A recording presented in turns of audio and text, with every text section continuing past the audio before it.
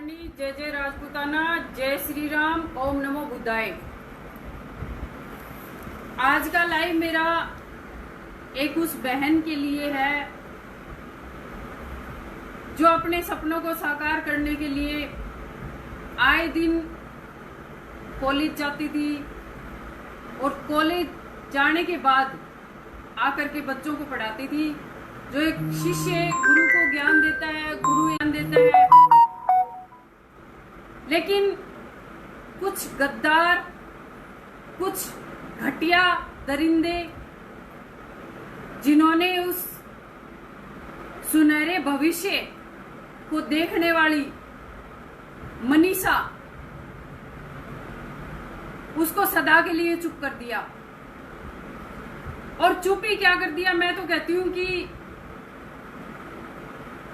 जो उसके दामन पे दाग लगा है वो हर उस नारी के दामन पे दाग है जो घर से बाहर तो निकलती है अपने सपनों को साकार करने के लिए, लेकिन कुछ दरिंदे भेड़िए जो उनका इंतजार कर रहे होते हैं और घर पहुंचने से पहले ही उनका शिकार कर लेते हैं। ऐसे दरिंदे भेड़ियों को मैं हरियाणा सरकार के सीएम साहब से हाथ जोड़ करके विनती करती हूं कि सीएम साहब, एक तरफ तो बीजेपी बहन बेटियों को सुरक्षा के लिए, पढ़ाई के लिए, हर कदम पे आगे रहने के लिए कहती है, और दूसरी तरफ हमारी जो बहन बेटियां हैं वो घर से बाहर रखने पैर जब रखती हैं उससे पहले उनको डर लगता है कि क्या पता हम बाहर जाएंगे तो हम घर पे वापस आएंगे या नहीं आएंगे। ऐसा क्यों? ऐसा आखिर क्यों हो रहा है? आप अगर हमारी सुरक्षा करने की जिम्मेदारी लेते हैं तो वोटों तक ही सीमित रह करके क्यों लेते हैं? क्या वोटों तक ही हमारी सुरक्षा है क्या? भाई, अगर वोटों की राजनीति है तो बहन बेटियों को बीच में ना लाओ। और अगर आप कहते हो कि हम बहन बेटियों की रक्षा करते हैं, तो मैं कहती हूँ अगर आपसे हमारी रक्षा नहीं होती तो हर उस बहन को लाइसेंस दे दीजिए ताकि वो हर बहन अपनी सुरक्षा खुद कर सके। जब लाइसेंस मिल जाएगा और जब पिस्टल हमारे पास होगी तो किसी दरिंदे की हिम्मत नहीं होगी हमारी तरफ देखने की। और ये भी नहीं होता तो मैं मेरी बहनों से कहती हूँ, जो आप पढ़ती हैं, बाहर जाते आते हैं, तो हमारी छोटी सी जो कटारी होती है, कटारी समझते हैं ना, कटारी तलवार रूपी कटारी होती है, उसको कटारी को पास रखिए। भगवान ना चाहे अगर मनीषा की तरह कोई भी ऐसा कांड होता दिखे तो कम से कम साले का हाथ या पैर काटने के काबिल तो हो।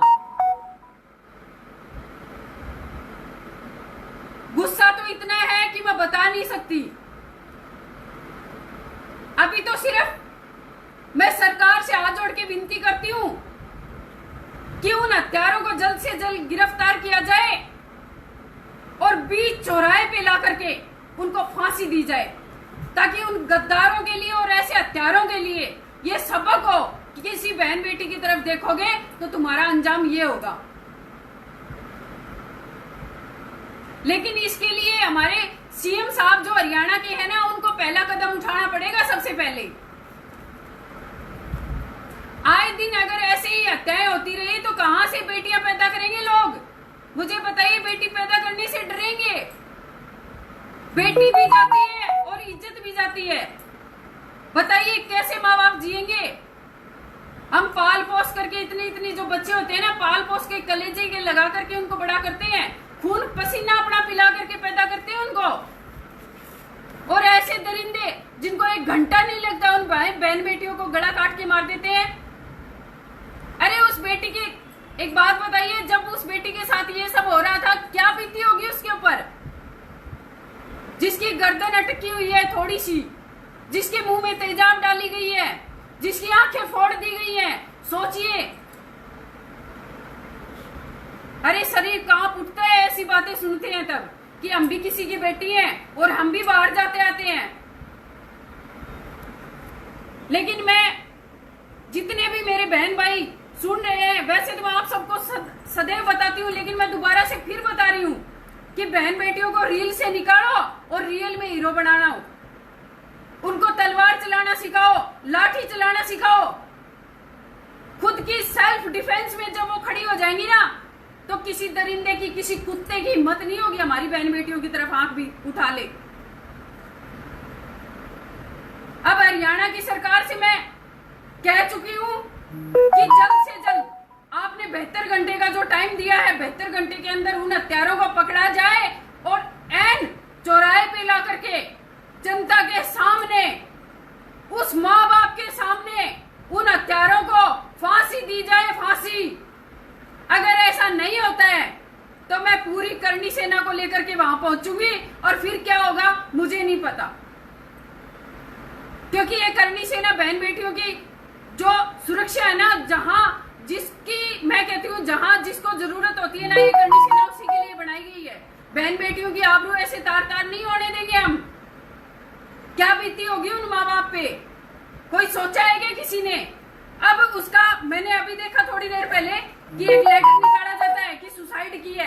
अरे सुसाइड करेगा वो क्या तेजाब अपने ऊपर अपने गले में डाल लेगा? क्या सुसाइड करेगा वो अपनी गर्दन काट के इतनी सी अटका लेगा? क्या सुसाइड करेगा वो अपनी आंखें निकाल लेगा क्या? शर्म करो, शर्म शर्म करो। ऐसी निहायती घटिया सोच मत रखो।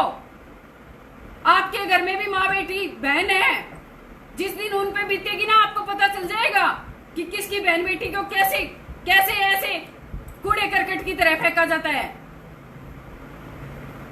ऐसे सुसाइड नोट नहीं बनते। और सुसाइड नोट मुझे बताइए कि उस लड़की को दिक्कत कहां थी? वो 19 साल की, सिर्फ 19 साल की है, ना उसकी शादी हुई, ना उसकी कहीं सगाई हुई कि वो सुसाइड कर ले। और सुसाइड करने के लिए वो आपको एक बात बताओ, वहां पड़ी मिलेगी क्या? या वो घर में मिलती ना सुसाइड करती? तो सुसाइड करने वाले कभी भी तेजाब नहीं पीते। ये चेतावनी है मेरी। मैं कह देती हूँ अगर इस बहन को न्याय नहीं मिला तो मैं कहती हूँ 72 घंटे के बाद रोड जाम और हरियाणा जाम करने के लिए करनी सेना पहुंच जाएगी। फिर मैं इसके लिए जिम्मेदार नहीं रहूंगी, क्योंकि मैं अपना आपा इस चीज में खो चुकी हूँ। मुझे ऐसे कांड पसंद नहीं है, घृणा आती है मुझे ऐसे लोगों से। और मैं कहती हूँ हरियाणा सरकार से, अगर आप एक बहन को न्याय दिलाना चाहते हैं, अगर आप एक बहन को न्याय देते हो, तो मैं कहती हूँ उन जो हत्यारे हैं ना, उनके घरों पे बुलडोजर चलना चाहिए। उनके घर में एक भी आदमी ऐसा नहीं बचना चाहिए जो ऐसे कांड करने में शामिल हो। और जो इसकी जो डिफेंस में खड़ा हो ना कि हमारे परिवार वालों ने ऐसा नहीं किया, परिवार वालों ने वैसा नहीं किया, उन लोगों के जो काटने पीटने वाले थे ना, उन लोगों के डिफेंस में खड़े होने वालों को भी मैं कहती हूँ फांसी देनी चाहिए। और ऐसे लोगों के मैं कहती हूँ ऐसे हत्यारों का जो डिफेंस में वकील भी खड़ा होता है ना, उसको भी हम नहीं छोड़ेंगे। ध्यान रखना, करनी सेना आपके पीछे है, ध्यान रखना। बहन को न्याय जब तक नहीं मिलेगा ना, तब तक हम एक पैर पे खड़े रहेंगे। ध्यान रहे सरकार को। सभी को जय मां करनी, जय जय राजपूताना।